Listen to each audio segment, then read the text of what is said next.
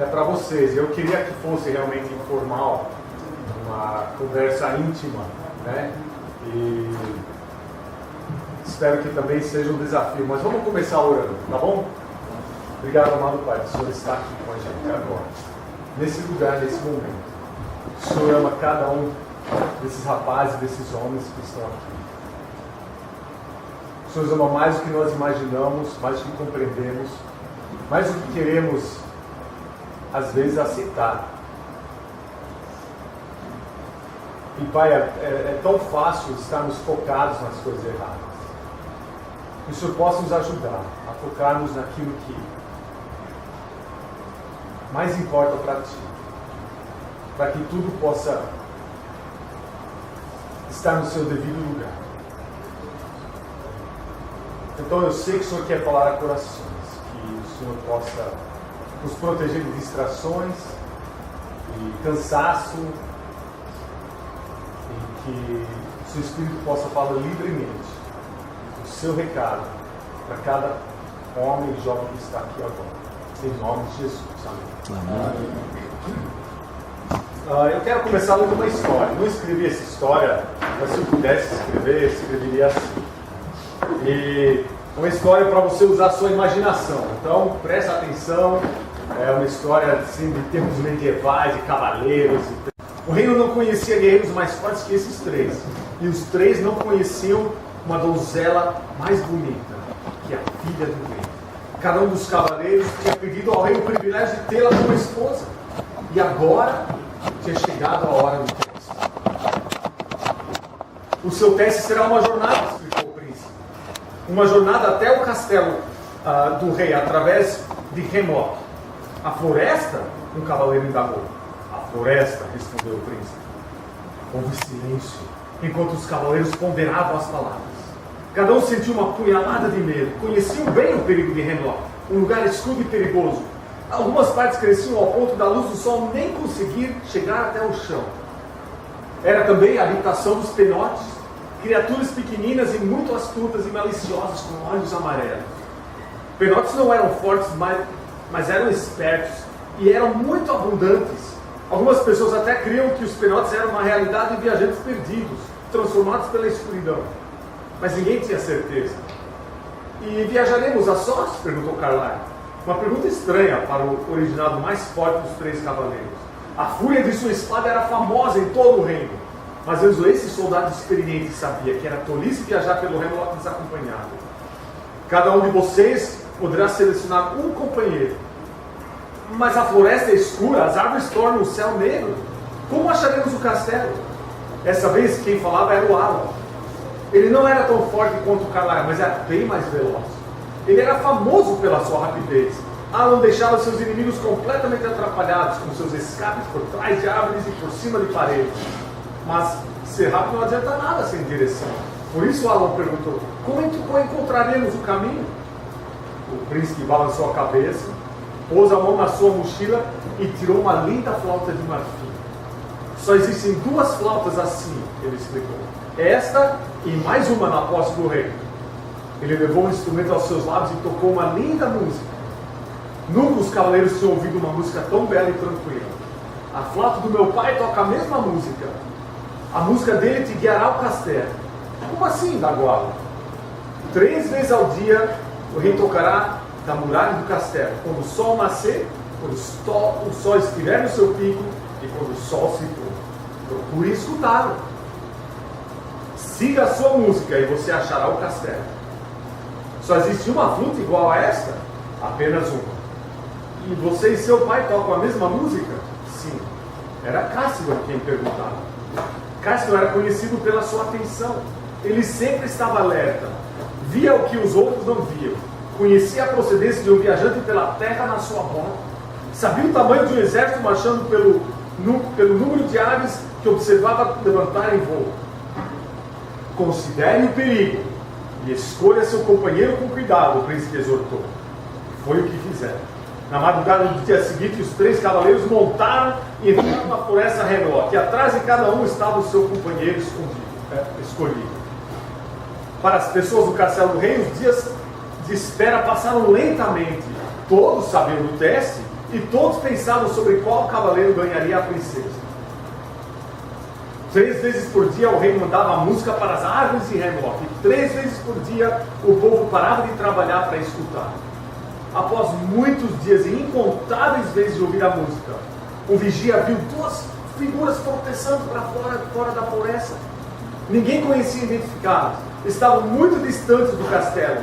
Os homens não tinham cavalos, armadura nem espadas. Rápido, ordenou o rei aos seus guardas. Traga-os para dentro, dê-lhes cuidado médico e alimento, mas não revele a identidade deles a ninguém. Viste o cavaleiro como um príncipe, e veremos os seus rostos hoje à noite no banquete. Então ele despediu a multidão, mandando se prepararem para esse banquete. Aquela noite o espírito festivo encheu o salão de banquetes. Em todas as mesas as pessoas tentavam adivinhar qual cavaleiro havia sobrevivido à floresta Hemlock. Finalmente chegou o momento de apresentar o vencedor. Ao sinal do rei, o povo ficou em silêncio e ele começou a tocar a flauta. Mais uma vez, o instrumento de marfim cantou. O povo se virou para ver quem entraria. Muitos acharam que seria Carlyle, o mais forte. Outros pensaram que seria Alon, o mais veloz. Mas não foi nenhum dos dois. O cavaleiro que havia sobrevivido foi Cássio, o mais sábio. Ele andou rapidamente ao longo do salão, seguindo o som da flauta pela última vez e se curvando perante o rei. Conte-nos a sua jornada, o rei o instruiu. O povo se inclinou para ouvir. Ah, meu rei, os penotes foram traiçoeiros, começou Cássio. Eles atacaram, mas nós desistimos. Eles levaram os nossos cavalos, mas nós continuamos. Mas o que quase nos destruiu foi algo muito pior. E o que foi isso? Indagou a princesa. Eles imitaram. Imitaram? Perguntou o rei. Sim, meu rei, imitaram. Toda vez que a música de sua flauta entrava na floresta, centenas de flautas começavam a tocar. Ao nosso redor ouvimos músicas vindo de toda a direção.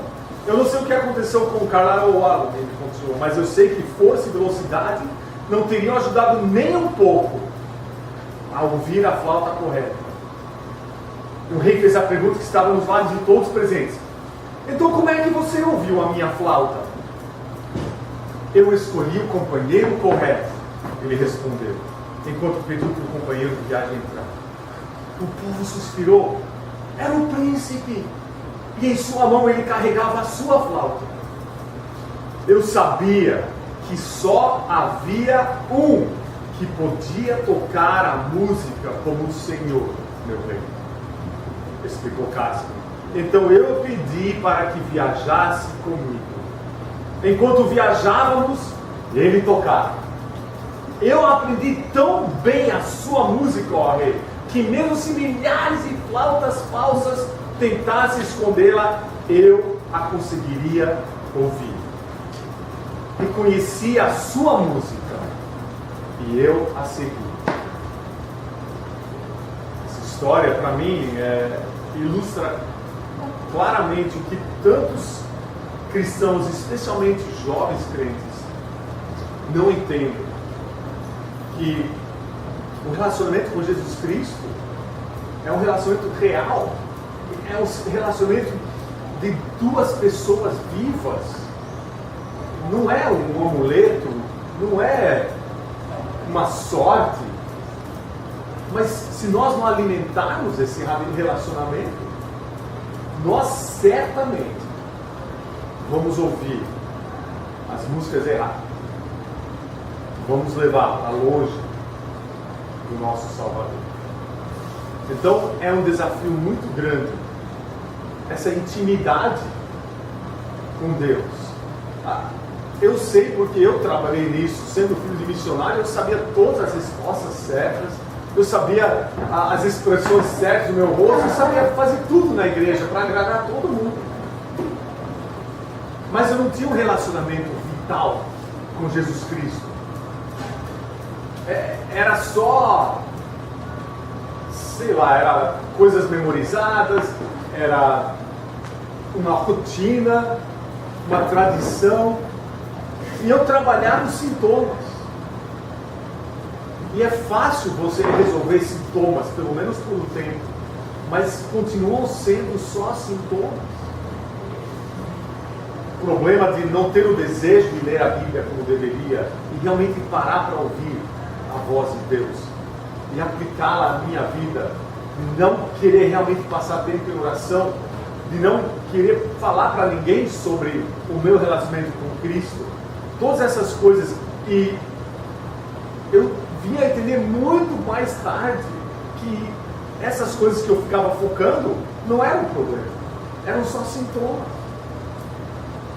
Sintomas de uma falta de um relacionamento íntimo com meu pai. E um dos outros problemas é que eu estava dependendo do meu amor para com Deus. E é errado isso. O seu amor, o meu amor para com Deus, não é constante. Por mais que a gente queira que seja constante, ele está em fluxo. Ele sobe, desce. É difícil, porque nós somos seres humanos falhos. A única coisa constante é o amor dele por nós. Ele ama você com amor perfeito. Ele não consegue amar você mais do que ele já ama. Isso seria impossível. E ele se recusa a amar a você menos que ele já ama. Que ele não seria o Deus que é amor perfeito. Então nós temos que aceitar o amor dele. E esse foi um dos meus problemas. Simplesmente deixar Deus me amar. Foi muito difícil. Eu relutei com isso por muito tempo. Eu continuo até hoje. Se eu não me proteger, eu percebo que eu caio de novo na cilada de achar que se eu não fizer certas coisas, Deus não vai me amar. Isso é errado. Muitas vezes a gente atribui características do nosso Pai a Deus. Eu até vou falar mais sobre isso hoje à noite. Isso também é errado. Mas é uma tendência nossa. E a gente trabalha os sintomas, e ficamos frustrados porque sempre a curto prazo, depois cai de novo. É porque não estamos focados no principal, que é o amor de Deus por nós. A minha filha faz algo assim sempre, quando a gente tem um pouco de espaço, especialmente se a gente está andando para o carro no estacionamento em algum lugar. Ela grita, prepare-se! E eu já sei o que vai acontecer. Ela corre e pula nas minhas costas. Eu tenho que carregar. E eu percebi que é uma ilustração muito forte de intimidade. É uma ilustração linda de intimidade. Primeiro, eu não forcei a minha filha a pular nas minhas costas. Ela pulou porque quis. Ela pode sair se ela quiser. Mas quando ela está nas minhas costas, eu estou segurando.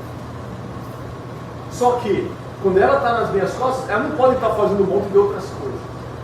Que ela também está se segurando em mim. E ela ouve o batimento do meu coração.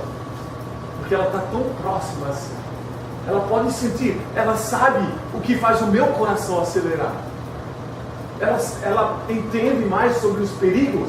Outra coisa, ela está confiando em mim, porque ela não tem escolha de onde eu vou levá-la. Quem está controlando a nossa direção sou eu. Mas quem está na melhor posição de todo mundo para ser ouvida pelo papai dela? Ela, né? Ela está com a cabeça aqui, ela pode descansar no meu ombro, ela pode sussurrar no meu ouvido, e quando eu falo com ela, ela vai ouvir, porque ela está tão perto de mim. E num instante, se eu percebo algum perigo, eu posso fazer exatamente o que eu falei sobre a aljava. Se ela está nas minhas costas, em menos de um segundo, eu posso virá-la para a minha frente e protegê-la. Não deixar ninguém chegar perto dela. Porque ela é minha filha preciosa. E nós somos isso para Deus. Vocês entendem isso? Vocês entendem como nós somos preciosos para Deus? Os Salmos têm cada imagem incrível de Deus. E o quanto Ele nos ama. Imagens que às vezes não saem muito claramente na tradução, mas quando nós estamos caminhando Deus força a vista, não porque Ele não enxerga, porque Ele quer que a gente saiba o quanto Ele está focado em nós. Ele não pisca. Quando nós estamos orando, Ele põe a mão atrás do ouvido, Ele senta para frente assim, as orelhas dele ficam em pé, todas as imagens do seu interesse para conosco. Nós somos a menina dos seus olhos. Como isso é possível? Quando eu não sinto que eu sou digno do amor de Deus, eu tenho que lembrar, Jesus me fez digno. Nada do que eu faço ou fiz ou vou fazer me faz digno. Mas se eu não percebo que eu sou digno de ser amado por causa de Jesus, eu estou fazendo pouco caso do sacrifício de Jesus.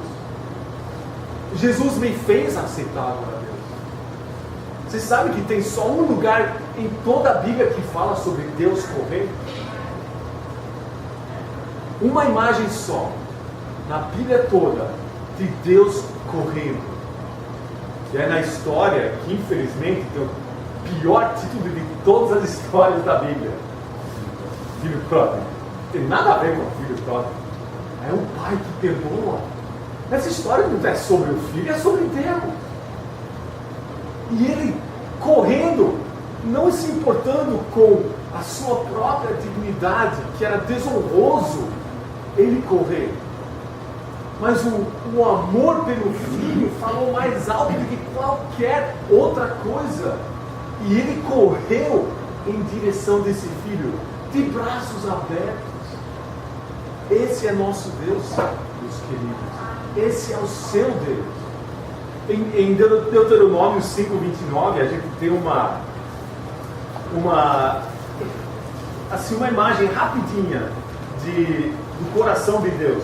É como se ele abrisse a cortina só um pouquinho para o coração dele e fechasse de novo. Não porque ele é um Deus que você quer ser conhecido.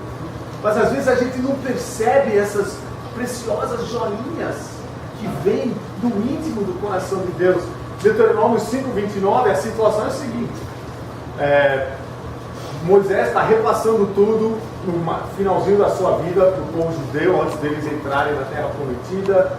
E ele está para passar tempo com Deus de novo. E Moisés pergunta para o povo: vocês querem se aproximar de Deus? E eles falam: não, vai você. A gente não quer nem chegar perto. Ai de nós, quem ouviu a voz de Deus e já sobreviveu? Vai você, Moisés. E Deus falou: o povo falou certinho.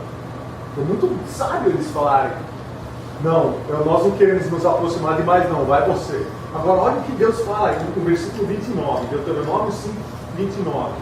Deus está falando aqui, tá? Escute só o coração de Deus. Quem dera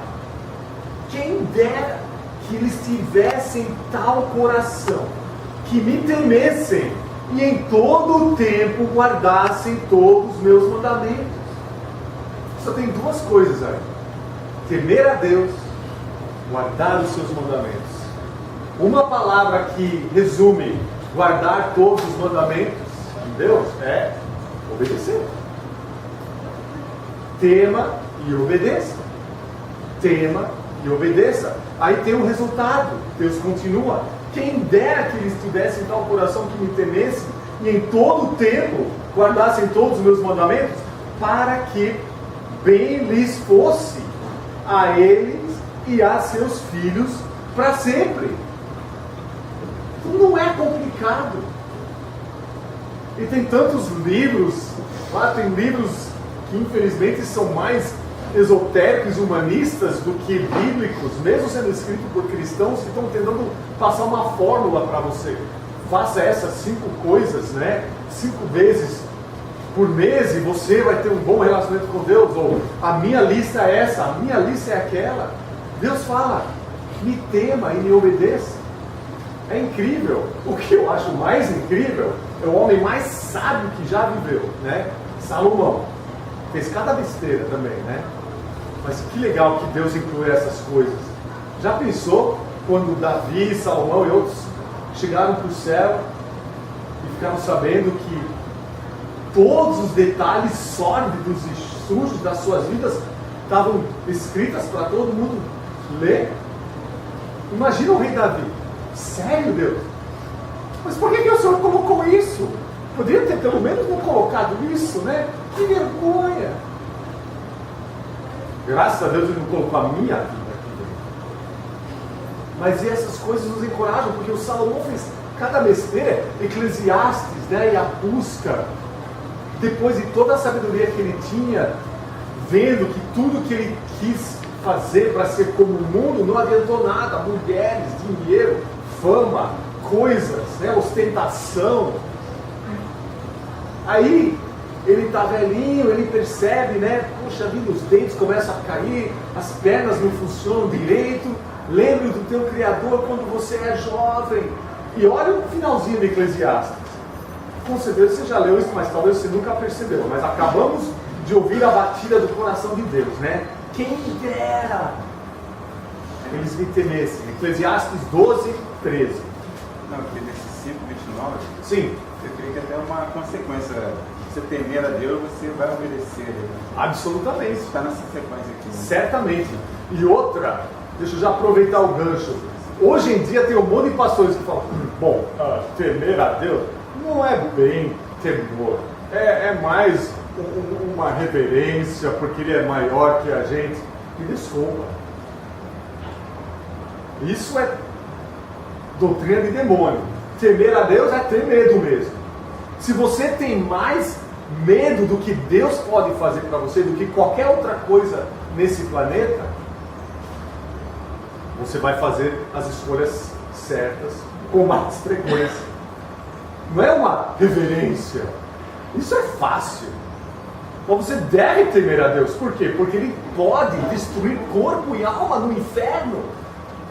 Terrível coisa é cair nas mãos do Deus vivo. Tem um monte de versículos que deviam colocar pavor dentro de nós. Não porque Ele é chato, porque Ele é perfeito e santo e puro. E nós, em contraste a isso, somos horríveis. É por isso que tem uma tensão muito interessante. Acho que é o Oswald Chambers que descrevia a luz tão incrível e pura que é Deus, e a necessidade de nos aproximar cada vez mais, mas ao mesmo tempo o problema, porque quanto mais a gente se aproxima dessa luz, mais as nossas sujeiras são reveladas, maior fica o contraste. Quanto mais perto eu estou de Deus, mais sujo eu percebo que sou. É a mesma coisa com um espelho. Se você está longe de um espelho, se só tem um farolete, é uma coisa. Mas se você está perto do espelho e está com um holofote no seu rosto, vê tudo. A minha dermatologista, por causa de ser branquela no país tropical, eu tenho que ir todo ano agora para ver se eu estou com mancha de câncer de pele. Ela liga as luzes, você vê tudo quanto é mancha. Manchas que eu nem sabia que eu tinha aparecem, né? E é assim com Deus, e a gente precisa se aproximar, mas ao mesmo tempo é como se dói essa aproximação, porque Ele é tão impenetrável, Ele é impossível de conhecer completamente, né? Mas Salomão fez de tudo e finalmente chegou à conclusão. Já pensou o homem mais sábio do mundo falando: já fiz tudo, já vi tudo, já analisei tudo, e aqui está a conclusão. E todo mundo: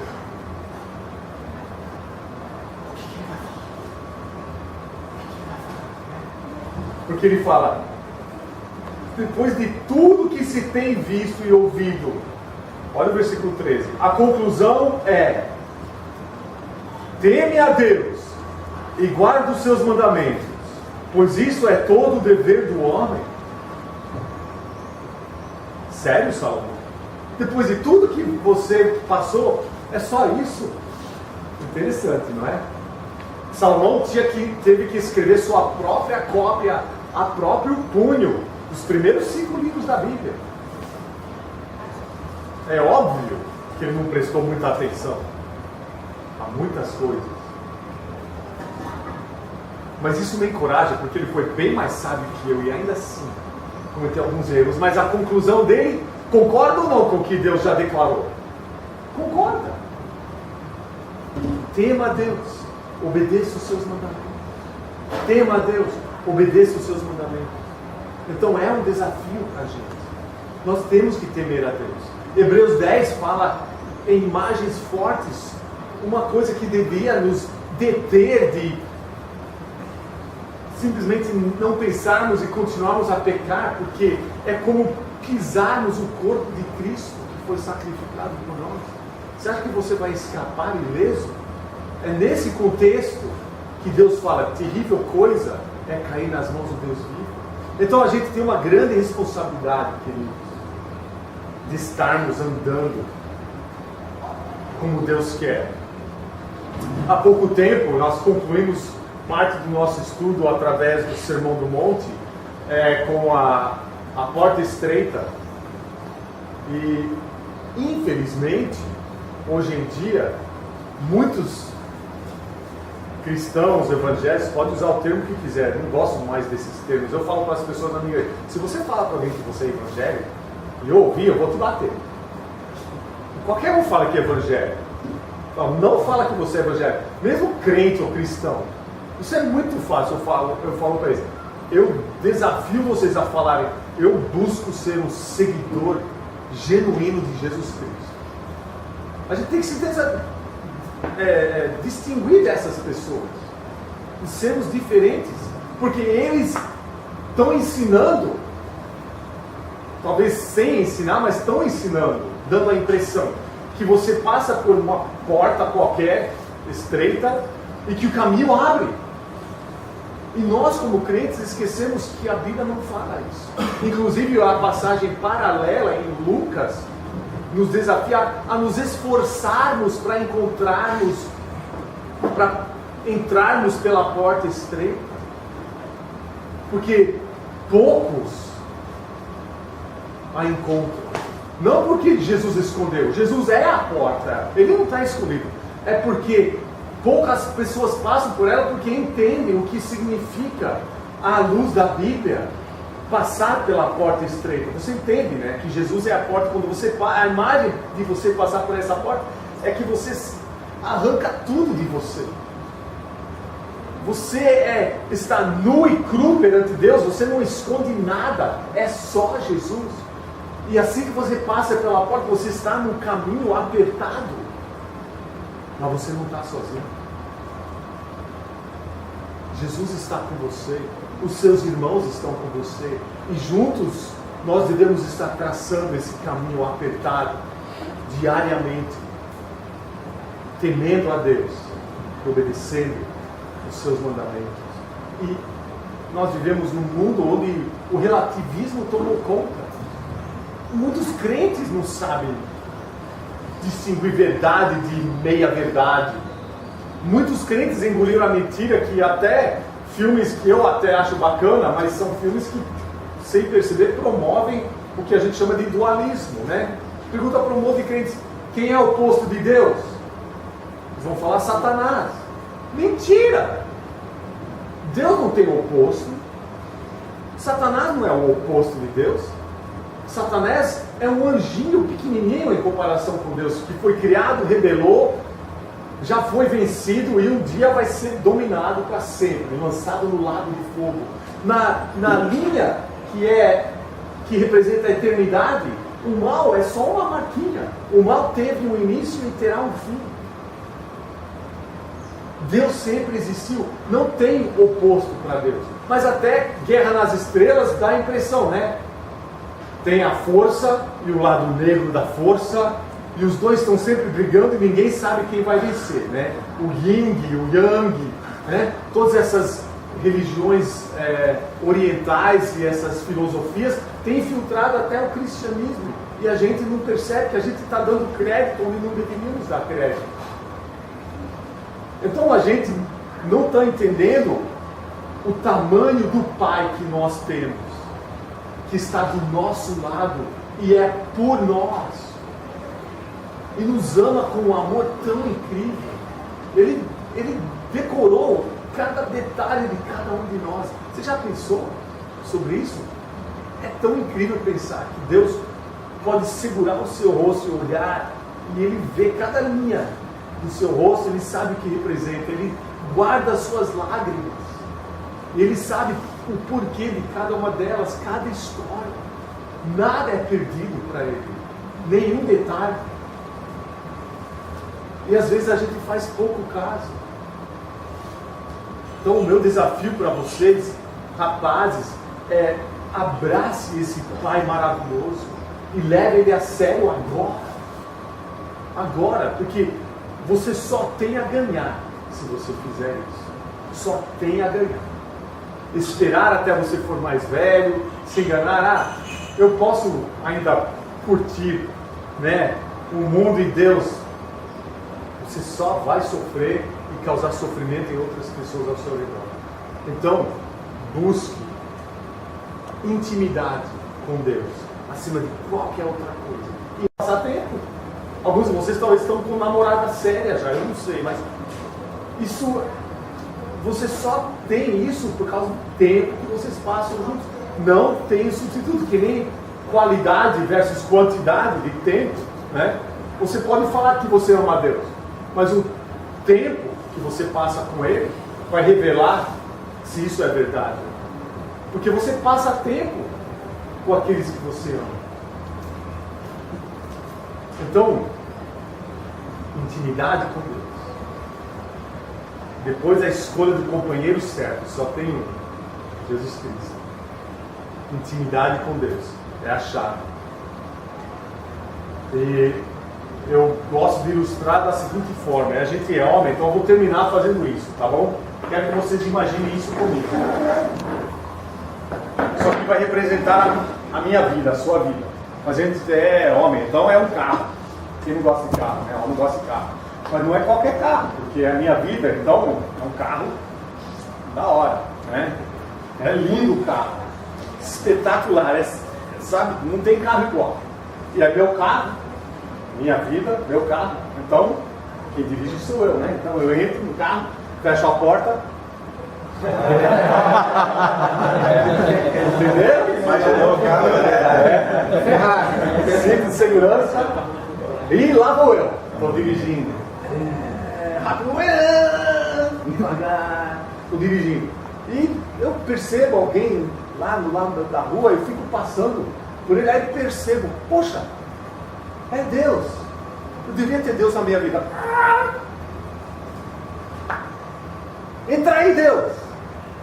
Deus entra, põe o cinto, fecha a porta, e eu começo a levar Deus comigo. Aí eu falo para os meus amigos: ô meu, eu tenho Deus comigo, você deveria ter Deus na sua vida também, né?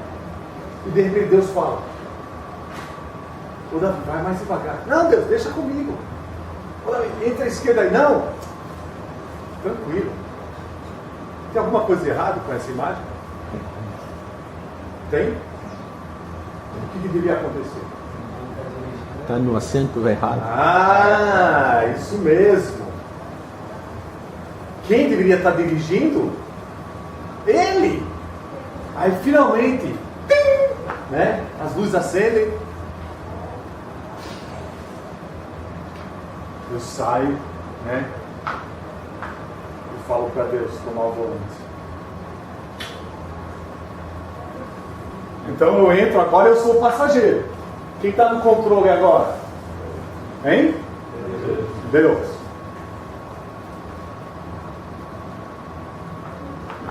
Não é assim? A gente dá o controle para Deus. Vai, Deus! E Deus começa a dirigir. Não, Deus, não. Não, Deus, não precisa. Por que não precisa ir para lá, Senhor? Oh, Deus, vai mais rápido. Cuidado! Oh, desculpa. Não queria pôr a mão. Ainda tem algo de errado, não tem? Como é que deveria ser a minha atitude se Deus está dirigindo a minha vida? Relaxa. É isso aí! Achar o botão do teto solar?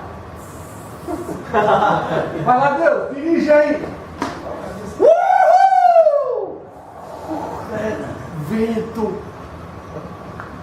Deus vai entrar num poste com a minha vida? Vai bater numa árvore? Aí finalmente a gente começa a entender. E Deus fala: você ainda não viu nada ainda. Ele está dirigindo a minha vida e de repente: Senhor, a gente está voando? Eu não sabia que meu carro fazia isso, não. Porque Deus faz coisas incríveis com as nossas vidas quando a gente dá o controle para Ele. E é esse o segredo. É simples, mas é tão difícil. Né? Tão difícil. Especialmente para nós homens. Por isso que falei ontem, e torno a falar. Estamos sob ordens do nosso general. A coisa mais difícil para o homem, como líder, é ser um bom seguidor.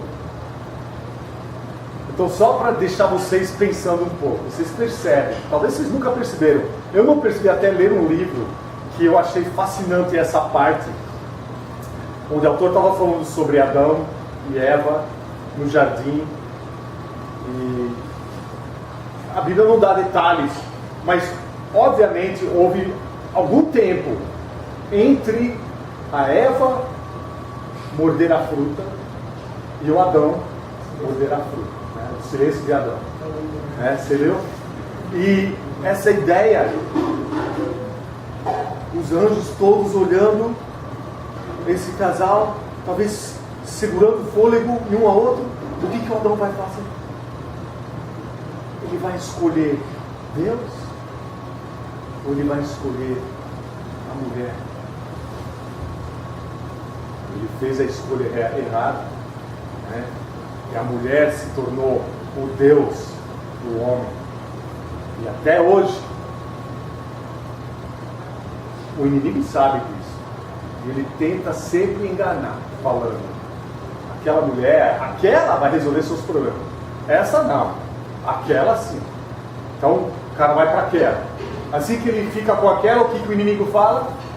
Não é, é essa lá. Não é? Então esse é nosso livro.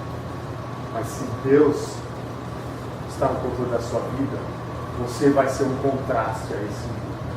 Então que glória a Deus. Então que Ele seja seu amigo e pai íntimo. E aquele que controla a sua vida. Vamos lá. Obrigado, Senhor, por ser um Deus tão maravilhoso e tão pessoal. Um Deus que nos entende tão bem. Um Deus que almeja mais do que qualquer outra coisa, intimidade conosco. Pai, que a gente pare de estar tão agitados e busquemos te encontrar no silêncio. Que a gente possa estar quietos para o Senhor poder falar conosco. O mundo está num barulho tão grande para nos distrair. Não nos deixe ser engolidos pelas atividades, pelas distrações, tanta luz, câmera e ação ao nosso redor. Mas o Senhor não está em nenhuma dessas coisas. E sim no silêncio. Faça de nós agentes que vão mudar esse mundo por causa de Jesus Cristo, nosso comandante, em nome dele. Amém. Amém. Obrigado, querido.